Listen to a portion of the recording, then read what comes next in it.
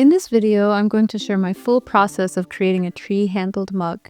These handles are a great introduction to creating sculptural elements and organic shapes in clay for beginners or advanced students.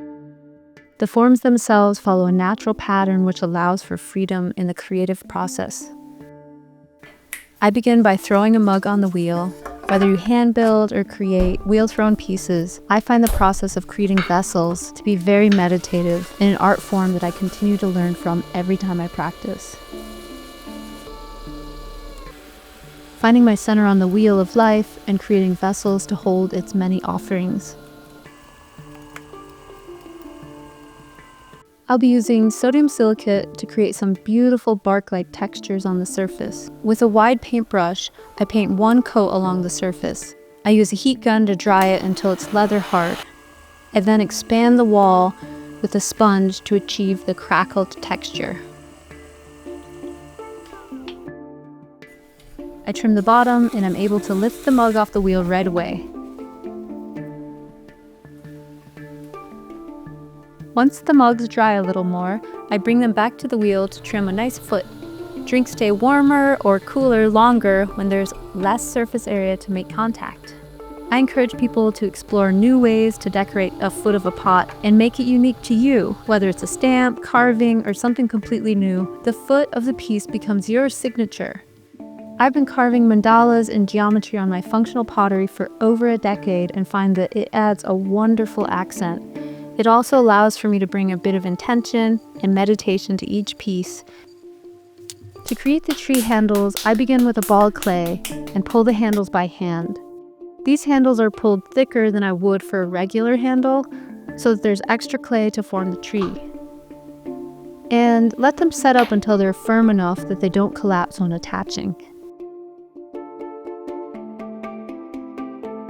Before attaching the handle, I create grooves along the surface to accentuate the tree's future twisted shape. Pinch the surface from the bottom to the top, creating a square shape all the way up. To attach the handle, begin by scoring the handle and the mug's surface, and apply a generous amount of slip to each piece.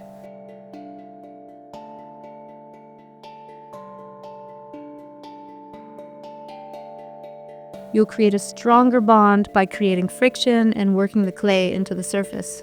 It's important that the mug itself is dry enough so that it doesn't warp when applying a handle. Whether you're attaching a handle or any sculptural element, it's important to work the clay into the surface by smearing it with light pressure.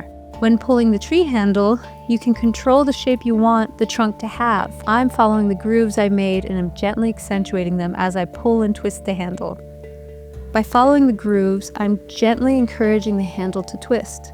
If you had some practice pulling handles, you may find this process to come naturally.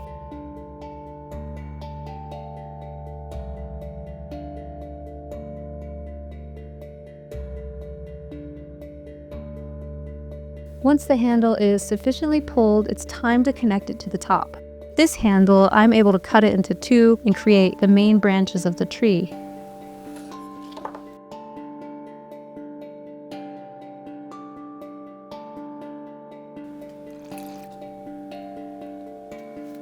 To attach the branches, you can score the area or just use a sponge to dampen the surface and smear the clay onto the pot with supportive pressure to ensure that the branches are connected well. From here, I start to create more limbs, branches, and roots with small coils of clay. I find that it's easier to sketch out the tree limbs and the general shape by rolling out coils and connecting them with water and pressure.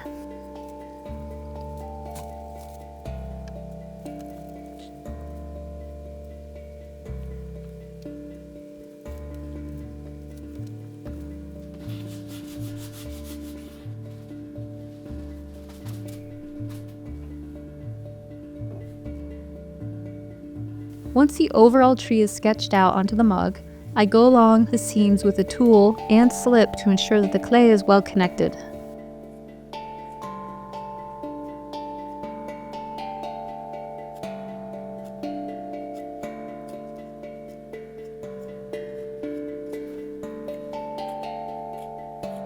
This loop tool has grooves cut into it that are great for creating a rough texture onto the surface. Once the clay dries a little, I start carving textures with different loop tools. I recommend investing in tools or making your own tools for all your sculptural needs. I'll link some of my favorite loop tools in the video's description.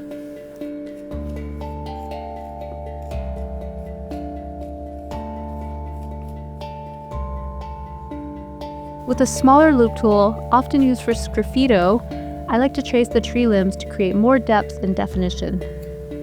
It also helps with the glazing process to have definitive lines to follow.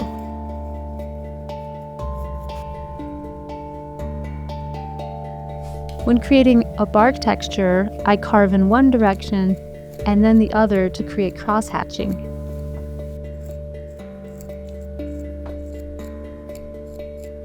I'm also using a wire brush tool to create texture.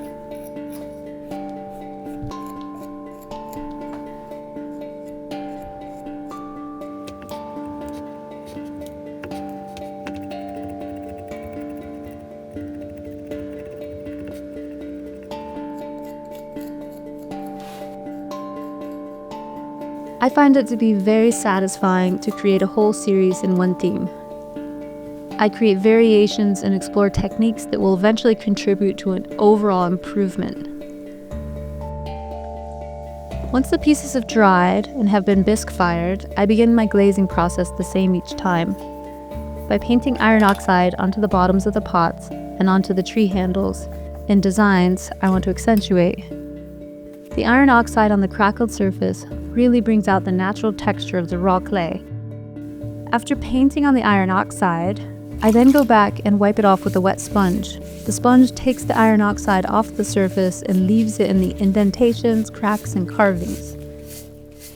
I glaze my pots using a variety of techniques to apply the glaze, from pouring, trailing, and hand painting.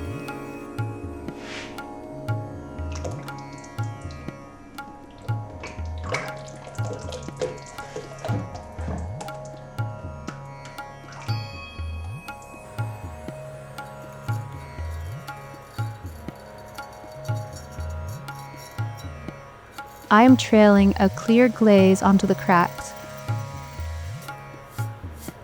wiping it off and then applying a different glaze on the surface by hand painting it. The two glazes will react beautifully.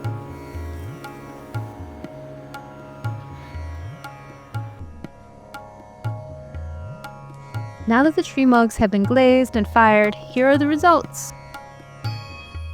I would love to hear if you've tried any of these techniques or if this video gave you any new inspiration to explore. Thank you for watching. Please like, subscribe, comment, or share with a friend.